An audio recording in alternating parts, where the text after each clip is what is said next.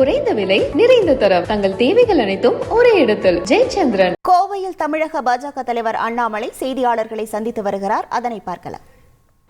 ஆனால் முதலமைச்சர் அவர்களுக்கு நான் கேட்க விரும்புகிறேன், யாரு உங்களுக்கு சொன்னாங்க? இல்லை எனக்கு யாரோ சொன்னாங்க 848 சீட்டுன்னு சொன்னாங்க. யார் சொன்னாங்க?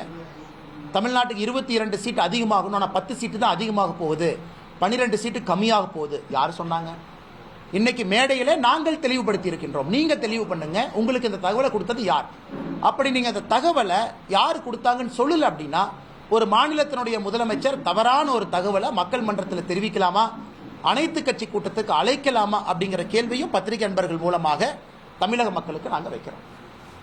இது முக்கியமானது, முதன்மையானது. மிச்சதெல்லாம் அமித்ஷாஜி அவருடைய பேச்சை நீங்க கேட்டீங்க. எந்த அளவுக்கு யூபிஏ காலகட்டத்தில் 2004 14 வரை நிதி கொடுத்திருக்கோம்.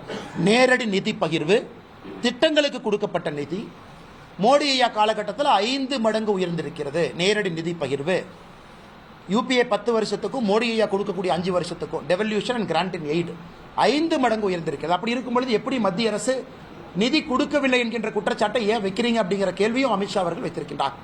அதற்கான புள்ளி விவரம் எல்லாம் அமித்ஷாஜி கொடுத்தாங்க, அதை நீங்க பார்த்தீங்க. அடுத்தது, இன்னைக்கு தமிழக வெற்றி கழகம் அவங்களுடைய 2வது ஆண்டு துவக்கத்தில் விழா நடந்திருக்கு. சகோதரர் விஜய் அவர்கள் பேசும் பொழுது மத்திய அரசு மாநில அரசு ரெண்டையும் குறை சொல்லியிருக்கிறாங்க. வாட் ப்ரோ, ஒய் ப்ரோ, ஏன் ப்ரோ நீங்க உங்களுக்குள்ள எல்கேஜி பசங்க மாதிரி சண்டை போட்டுக்கிறீங்க. நான் விஜய் அவர்கள் கேட்கிறேன், practice what you preach bro, why bro telling lies. இது சகோதரர் விஜய் அவர்களுக்கு நான் சொல்றேன், உங்க குழந்தைக்கு 3 மொழி, நீங்க நடத்துகின்ற விஜய் வித்யாசிரம் பள்ளியில 3 மொழி, ஆனா தமிழக வெற்றி கழகத்தினுடைய தொண்டர்கள் குழந்தைங்களுக்கு 2 மொழி. What bro, practice what you preach bro. அதாவது சொன்னதை நீங்க என்ன வாழ்க்கையில் நடந்துக்கிறீங்களோ அதே மாதிரி செய்யுங்க ப்ரோ அப்படின்னு விஜய் அவர்களுக்கு தமிழக பாரதிய ஜனதா கட்சி சார்பாக இந்த நேரத்தில் நான் வலியுறுத்துகின்றேன். அதே நேரத்தில் கையெழுத்து இயக்கம் கெட் அவுட், கெட் அவுட்னு ஆரம்பிக்கிறாரு. பிரசாந்த் கிஷோர் விஜய் அவரை பார்த்து கெட் அவுட்னு அவரே சொல்றார். இதோட ஆச்சரியம் இந்தியாவிலே பார்த்ததில்லை. கெட் அவுட் ஆரம்பிச்சு ஒரு நிமிஷத்துல அருமை அண்ணன் பிரசாந்த் கிஷோர் அவர்கள் பக்கத்தில் இருக்கிறாங்க. எல்லாம் கெட் அவுட்னு கையெழுத்து போடுங்க. உன்னை ஆதவ அர்ஜுன் ஒரு கையெழுத்து போடுறாரு, அண்ணன் புசி ஆனந்த் அவர் கையெழுத்து போடுறாரு.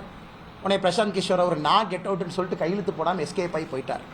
அதனால இந்த கெட் அவுட் ஆரம்பித்த 30 செகண்ட்லேயே இந்த கெட் அவுட்டுக்கான என்ன மரியாதை என்பது விஜய் அவர்களுக்கு ஆலோசனை சொல்லக்கூடிய சகோதரர் பிரசாந்த் கிஷோர் அவருடைய நடவடிக்கை நமக்கு காண்பித்து கொடுத்துருச்சு. அதனால இந்த கெட் அவுட் இதெல்லாம் ஒரு காரணத்திற்காக இருக்க வேண்டும். எங்கேயும் யாரும் எந்த மொழியும் திணிக்கல. அதனால practice what you preach bro, what bro. நீங்களே ஸ்டேஜில் ப்ரோ ப்ரோன்னு பொய் சொல்லாமா ப்ரோ. அதனால அருமை சகோதரர் விஜய் அவர்கள் இதை செய்ய வேண்டாம் என்று அன்போடு வலியுறுத்தி, அதன் பிறகு பத்திரிகை நண்பர்களுக்கு கேள்வி இருக்கும். கேள்வி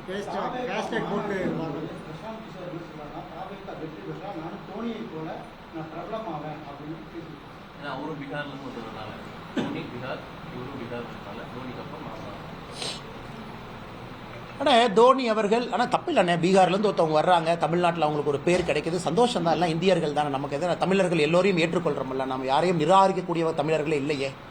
தமிழ்நாட்டுக்கு நல்லது யார் பண்ணாலும் ஏற்றுக்கிறோம்.